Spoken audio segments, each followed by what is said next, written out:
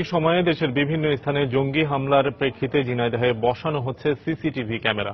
হাট বাজার, ব্যবসা প্রতিষ্ঠান এবং উপাসনালয় সহ গুরুত্বপূর্ণ স্থাপনায় নিরাপত্তা বাড়াতে এই উদ্যোগ নিয়েছে জেলা পুলিশ। ঝিনাইদহ থেকে লোটাস রহমান সোহাগের পাঠানো তথ্য এবং ছবি নিয়ে ডেস্ক রিপোর্ট। 1984 সালের 23 ফেব্রুয়ারি ঝিনাইদহকে জেলা শহরে উন্নীত করা হয়। এরপর একে একে গড়ে ওঠে সরকারি বেসরকারি বিভিন্ন প্রতিষ্ঠান।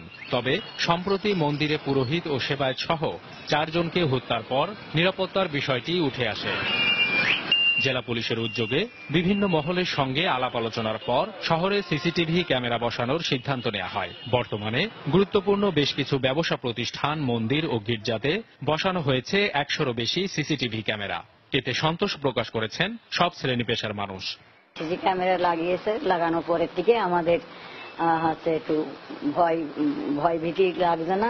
সিসি ক্যামেরা লাগানোর ফলে আমাদের অনেক নিরাপত্তা রয়েছে এবং বাইরের কিছু কিছু দুষ্ট লোক বা বাইরের কিছু লোকজন এখানে আসতো, এখন তারা এখানে আসে না। ঝিনাইদহ শহরে আমরা 200-র উপরে সিসি ক্যামেরা লাগানোর কার্যক্রম শুরু করেছি। এতে আমাদের প্রায় 20 লক্ষ টাকা মতো ব্যয় হচ্ছে।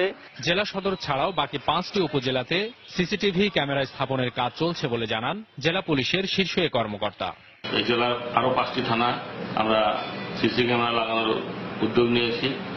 স্থানীয় জনগণের সহায়তায় আমাদের উদ্যোগে এই সিসি ক্যামেরা লাগানোর ব্যবস্থা করেছি। এই সিসি ক্যামেরা লাগানোর ফলে বিশেষ করে জেলা সদরে চুরি, ডাকাতি, ছিনতাই, রাজধানী এবং অন্যান্য যে অপরাধগুলি রয়েছে সেগুলি অনেকটাই কমে গেছে। ঝিনাইদহে 365টি মন্দির ও 16টি গির্জা রয়েছে। ব্যবসা প্রতিষ্ঠান রয়েছে 20,000-এর বেশি।